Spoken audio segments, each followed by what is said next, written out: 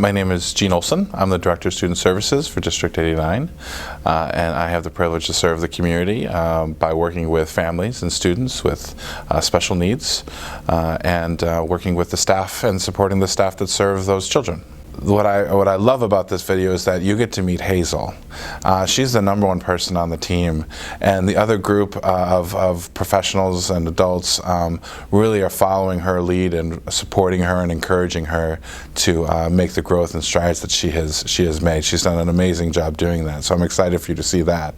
But additionally, the second most important part of the team are her parents, and I think you'll see through the video just what high expectations they have for Hazel and how they are partnering and collaborating with all the other professionals that you see. You'll meet in the video as well. The school-based team is definitely extensive and broad. Lots of different specialities have come to the table to work with Hazel and her parents. And I think you'll see that represented in what Hazel can do. But I think the unique thing about it is we don't often think about how many different specialists have supported Hazel in achieving the task and achieving the growth that she's been able to do. There's lots of different parts and components, and so I would have to say that's part of the piece that I just love this video about, is you really truly see what dedicated adults, highly trained professionals working together can do for an individual. Put it in. There it goes. Can you get it out? You did it. Yay. Can you get it out? Hazel. Ooh, there it goes. Yay. Good job. Yay. High five. Good girl.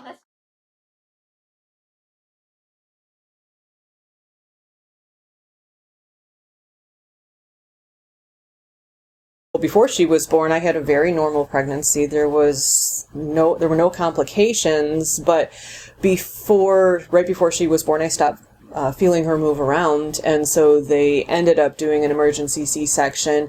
And when she was born, she did okay, but then ended up having seizures in the hospital, and they discovered that she had a grade 4 hemorrhage.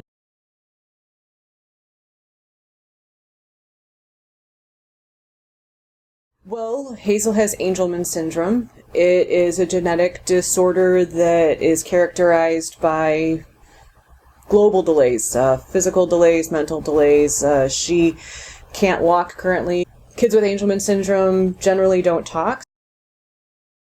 Hazel, how are you? Sleepy? I don't believe it. I see that smile. Are you happy? Gosh, it's happy. Hazel is happy, and when she's happy, we give her. She is almost always happy. Yeah, it's one of the traits of it, which is kind of nice. It is. It's wonderful in a lot of ways because she finds the world to be a joy, which, of course, is really easy to be around. It's just the beginning was hard because she also had a grade 4 brain hemorrhage, so she also has some damage there that between the Angelmans and that, it's hard to exactly put her in a mold because she's a special case. My name is Becky Kelly. I'm teaching at Arbor Elementary School in the preschool program. All the students in my classroom have a variety of disabilities. It's considered a cross-categorical classroom, so they can have anywhere from physical disabilities, cognitive impairments, autism, Down syndrome, really anything, any type of eligibility. Hazel, your turn. So I first met Hazel when she was 2 years and 10 months or 11 months old, right before her 3rd birthday. Her parents brought her in for her evaluation as she was exiting early intervention.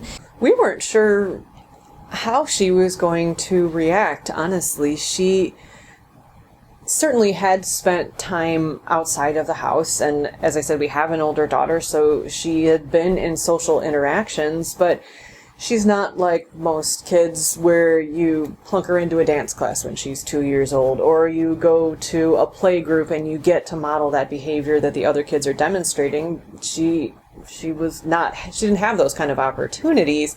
So I was a little bit anxious that she was going to find the whole thing overwhelming. I had never had a child with physical disabilities before, and so I was nervous about, I had never had a kid in a wheelchair, or I had never had I had plenty of students who didn't talk or who needed extra sensory supports, things like that. But I think I was most nervous about the physical piece, and that how am I going to set up my classroom for a wheelchair to get around, and how are we going to transfer her and change her diaper, and it just kind of the little things. I wasn't nervous that I would be able to teach her. I wasn't nervous about keeping her safe or having her in my classroom. I think it was kind of my classroom needs and the environment, maybe. At the evaluation, I remember our physical therapist stood her up and asked parents, how many steps is she able to take, and they said none. She came in her stroller, and I remember her parents said, I went to go stand her up, and her parents said, oh, she can't stand, she can't walk. And I said, okay, and I was able to hold her and kind of get her to walk across the room, take steps across the room. And I remember looking at their faces and them being like, oh my gosh, did you just see that? What happened? Jane Ruge is her physical therapist, and last year, near the end of the year, she sent us this video of Hazel walking, and it made both of us, well, maybe not you, but it made me really, really misty because we had no idea that she was capable of that level of walking. So if you have an infant, like 0 to 3, real early infant, they are able to, if you hold their body and you put their feet on a table or a flat surface, they're able to they have a reflex and they just make these steps and it looks like they're walking. And that's where Hazel was when she came in. And so we had a lot of work to do. She eventually was able to start walking with us holding her trunk. Then we progressed to walking with a walker. Then we progressed to walking with what's called a gait belt, which is just a belt that goes around her waist that an adult can hold on to. And now we're currently walking on just holding one adult hand and walking hand in hand, which is really exciting. We're really working on being able for her to move from the floor up to a standing position, because how else is she going to be a functional walker? So toys, they kind of do it for her, but she loves water. So one of the things we'll do is put water in a bin and splash it around, and she's like, heck yeah, that's what I want. And she'll climb up, she goes right over to it, and she'll really work hard. And it is hard for her. It's not like it's easy for her to get up and do that. When she's getting up and doing those things, it's hard. It's my job to motivate her enough to overcome how hard it is.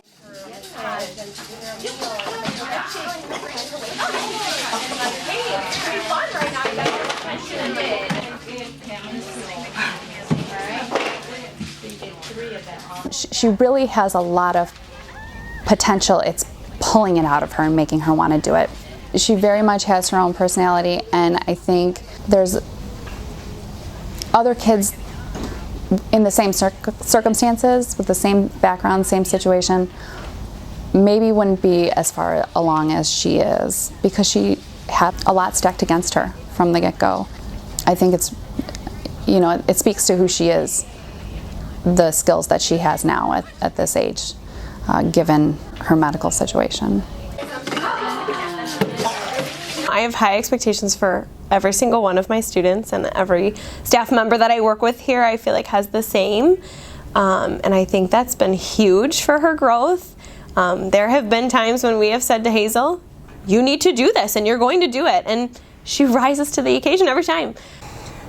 Becky and the whole team, they all do fantastic jobs of communicating with us, and that's of course part of the problem, because you can't take her off the bus and say, how was school today? Because we do ask her that and she laughs at us and she flaps at us, but she can't really tell us how her day was. So we rely on communication from the instructors, and they do a wonderful job of telling us, this happened today and we hit this milestone today and we were really pleased with her progress in class today, and oh, by the way, these are the kind of things that we did in gym, and she played with a ball. And they've been wonderful about communicating that with us, but we can just tell, just her whole demeanor, her whole attitude has been nothing but positive since that very first day of school. Hazel will always have Angelman Syndrome. She will always have, delays in a variety of areas. I don't feel like we can predict what her future will look like. we don't want to limit her and her potential. I think that in the 2 years we've had her here, we've seen her grow more than I think anyone expected her to. So I think that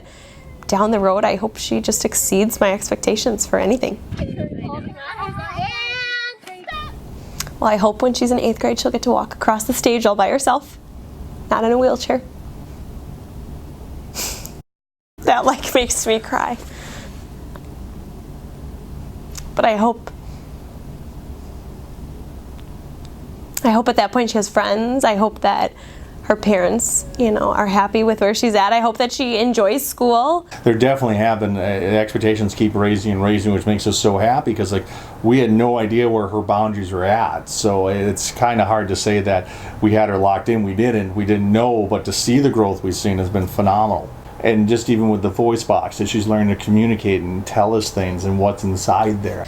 Yeah, I feel like when I first met Hazel, I was all nervous, and I'm not nervous about anything about Hazel anymore, and I feel like she's opened me to, I feel like I can work with any child. I feel like I've worked with a lot of types of children, but I hadn't worked with a child with physical disabilities before. Now I have, and I've seen the growth, and I feel like she's just, made me a better teacher because of that. She's made me more confident in my abilities, and I love a good challenge, and she was a challenge for me, but I've learned a lot from it.